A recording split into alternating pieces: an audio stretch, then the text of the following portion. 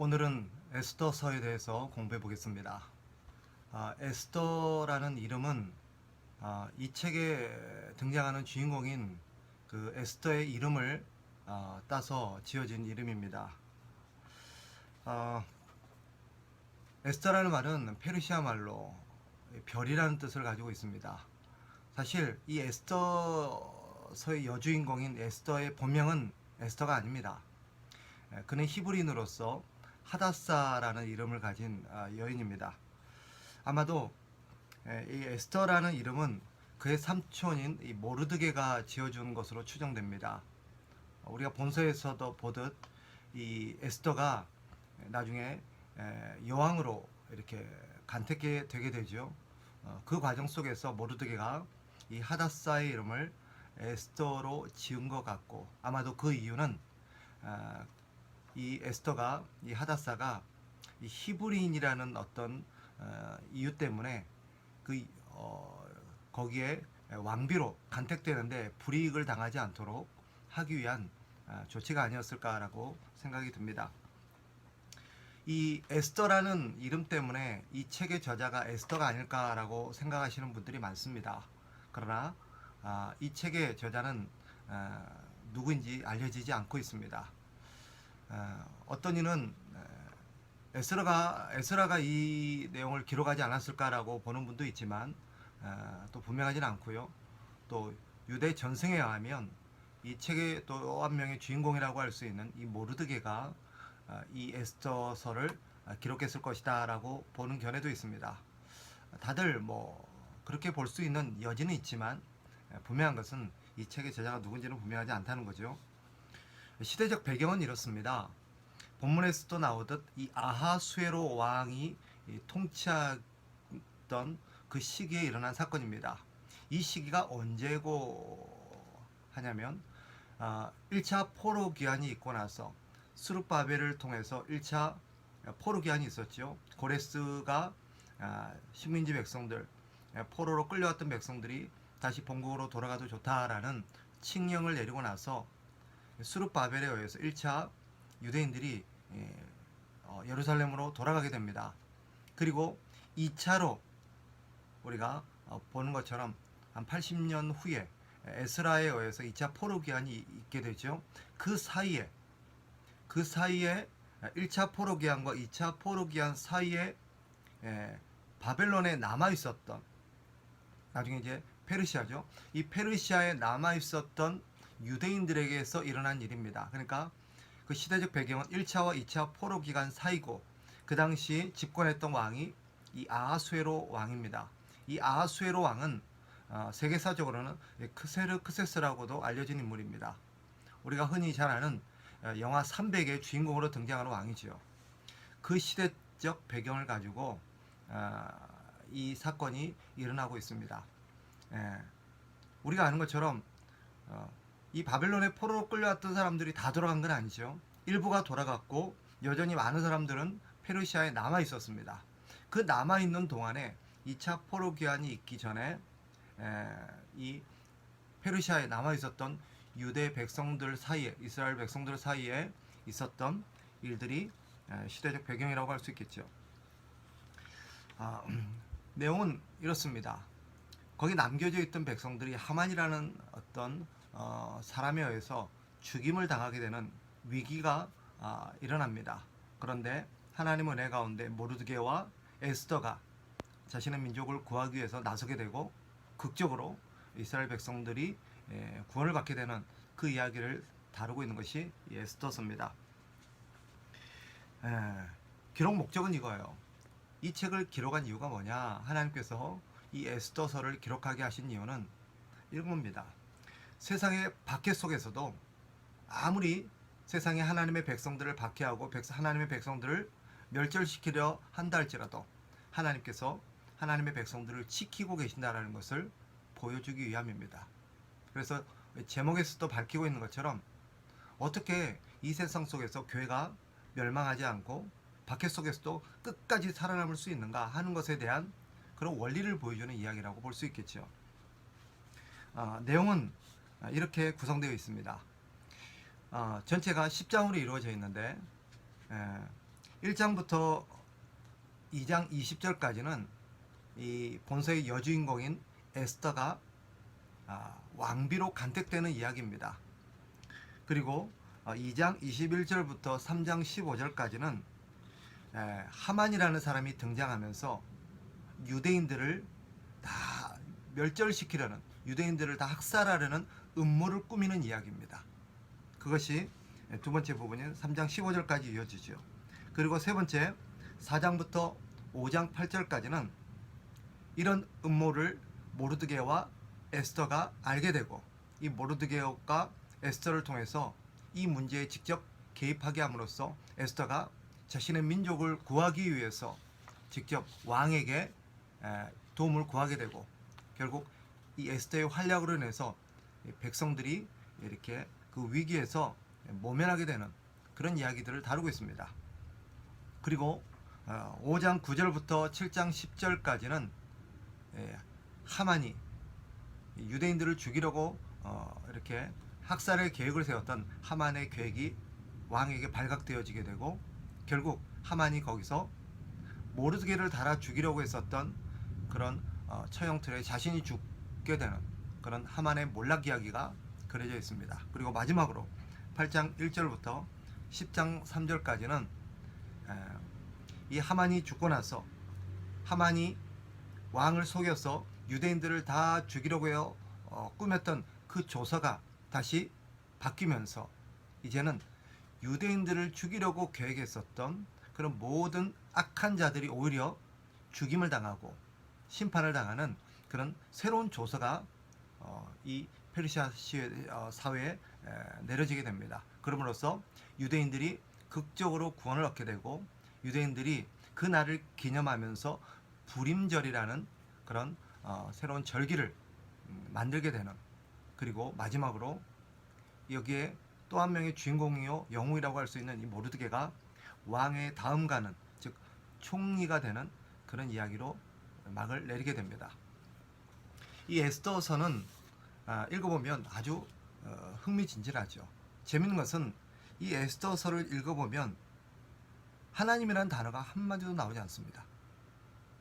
하나님이라는 단어가 하나도 나오지 않아요. 그래서 이 정경 과정에서, 즉 구약 성경 39권이 결정되어지고 정경화되는 과정에서 이 에스더서를 두고 옥신각신하는 그런 사건이 있었습니다. 왜냐하면 하나님이라는 단어가 한마디도 나오지 않는데 이것을 성경으로 선택할 수 있느냐라는 논란이 있었습니다. 그러나 하나님이라는 단어가 나오지 않지만 에스더를 읽어보면 누가 봐도 하나님께서 이 역사에 개입하고 계시고 하나님께서 당신의 백성들을 지키고 계신다는 아주 놀라운 섭리가 여실히 드러납니다.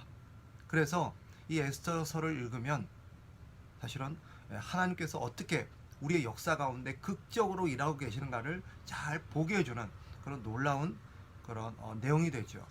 그래서 읽은 자들로 인해서 큰 위로와 소망을 얻게 되는 책이 이 에스더서라고 할 수 있습니다. 조금 더 안에 세부 내용을 좀 구체적으로 보게 된다면, 첫 번째 부분 에스더가 왕비로 간택되는 과정 속에서도 보면 하나님의 섭리가 돋보입니다. 전 왕비였던 와스티가 폐위되는 그런 과정도 물론이거니와 그 에스더, 즉 히브리 본명인 하다사가 왕비로 간택되는 과정 속에서도 하나님의 역사가 돋보이는 대목들이 나옵니다. 하나님께서 그 왕의 마음을 감동하시고 하다사를 이렇게 지목하게 하면서 이 에스더가 왕비가 되어지는 그런 이야기는 우리가 아주 하나님의 섭리라는 것을 잘 알 수 있게끔 보여집니다. 그리고 두 번째, 단락에서 하만이라는 사람이 유대인들을 이렇게 학살시키려는 그런 계획을 세우게 되죠. 그 발단이 되는 사건이 바로 모르드게입니다. 이 모르드게가 이 자신의 조카인 이 에스더가 왕비로 간택되면서 이 에스더의 그런 부탁으로 인해서 이 모르드게가 왕궁의 그런 수비를 하는 그런 어떤 뭐라 그럴까요? 왕궁을 지키는 그런 어떤 역할들을 하게 됩니다. 그러던 가운데 재밌게도 이 모르드게가 왕을 암살하는 계획을 듣게 돼요. 그래서 극적으로 그것을 왕에게 보고하게 되고 왕의 목숨을 건지게 되면서 이 사건이 역사책에 기록되게 됩니다. 그런데 묘하게도 잊혀져요. 그러던 가운데 이 하만이 등장하게 되고 하만이 이 모르드게를 죽이려고 합니다. 왜냐하면 자기가 이제 왕의 다음가는 최고의 재상이 될 그런 인물인데 자기에게 절을 하지 않고 자기를 이렇게 높이지 않았다는 이유 때문에 이 모르드게를 미워하게 되는데 이 모르드게가 히브리인이라는 걸 알게 돼요. 그럼으로써 히브리인들 전체를 대한 미움을 갖게 되고 히브리인들을 거짓으로 왕에게 고해서 그들이 반란과 분열을 꾀한다는 이유로 그들을 전부 다 진멸하려는 즉 학살 계획을 세우게 됩니다. 그것이 하만이라는 사람의 한 사람의 이 교만 때문에 이어지게 되죠. 그러나 우리가 그 본서를 우리가 좀 한 발만 물러서서 내용을 살피게 되면 바로 이 하만이 바로 하나님의 백성들인 교회를 무너뜨리려고 하는 악한 사단의 하수인이요 그 마귀의 화신이라는 것을 우리는 깨닫게 됩니다.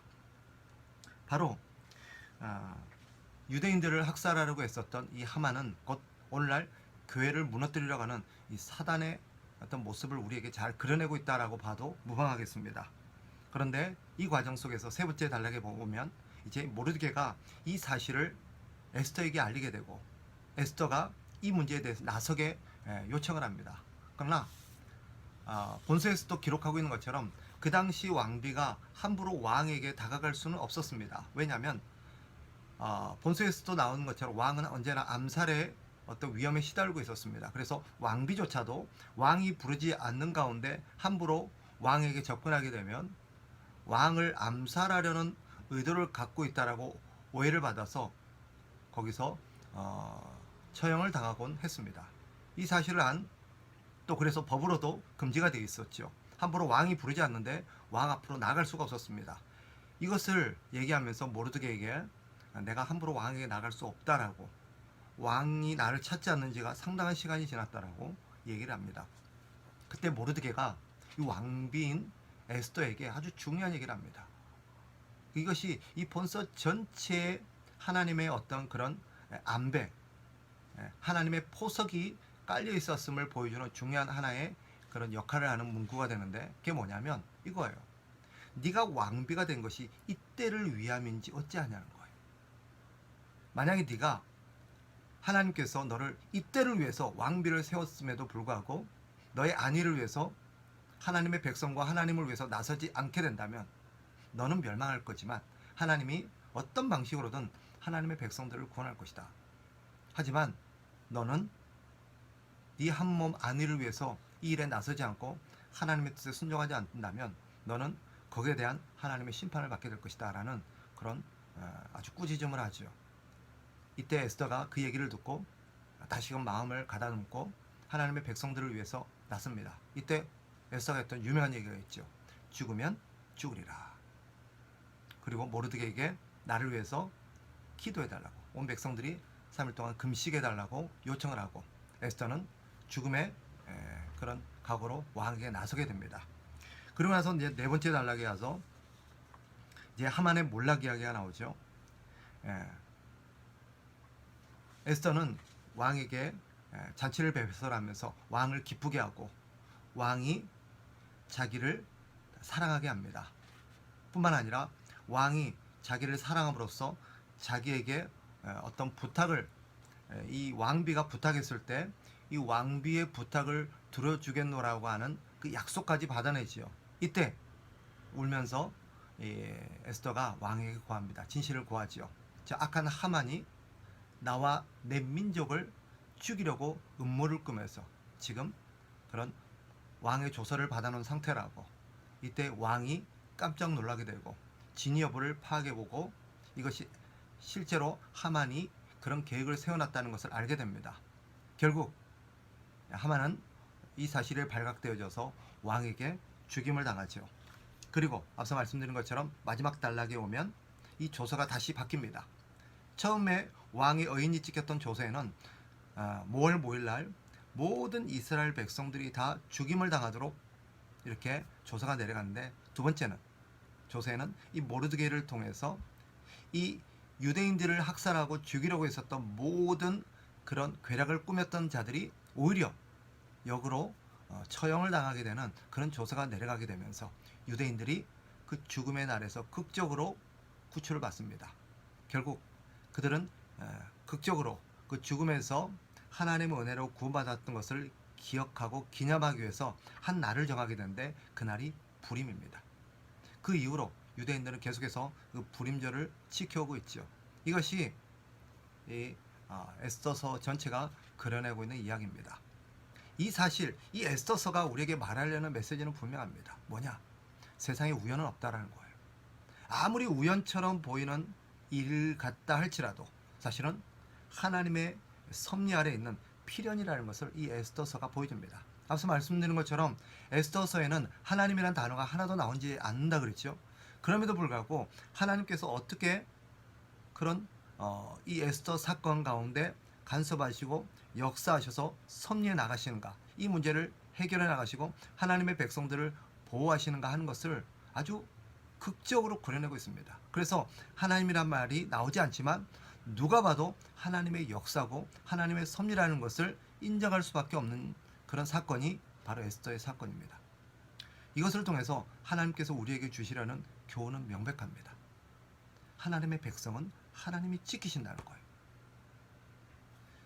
그 시대와 지금 우리가 살아가는 이 시대는 아주 흡사합니다. 그 시대도 어디에도 하나님이라는 이름이 언급되지는 않지만 하나님이 분명히 역사하셔서 하나님의 백성들을 지키셨던 것처럼 지금도 세상은 하나님의 존재를 인정하지 않고 하나님이 역사하지 않는 것 같지만 하나님은 분명하게 강력하게 역사하시면서 하나님의 백성인 교회를 지켜나가고 계십니다. 교회는 이 에스더서를 통해서 하나님의 교회를 어떻게 지키시는지, 어떻게 하나님의 백성들을 보호해 나가고 계시는지를 우리는 읽어내야 합니다. 그럼으로써 보이지 않는 하나님의 손길 안에 우리가 있음을 신뢰하고 우리의 믿음이 더욱더 담대해질 수 있는 그런 기회가 되어야 할 것입니다. 이런 시각을 가지고 에스더서를 다시 한번 꼼꼼히 읽으시되, 특별히 거기서 우리가 좀 집중해서 읽었으면 하는 어떤 시간적인 어떤 단어들을 읽어보시면 아주 하나님의 극적인 타이밍들이 돋보이는 그런 단어들이 있습니다. 그런 단어들을 좀 염두해 주시고 꼼꼼히 읽으시면 아마 은혜가 될 겁니다. 에스더서를 꼭 읽어보시기를 부탁합니다. 감사합니다.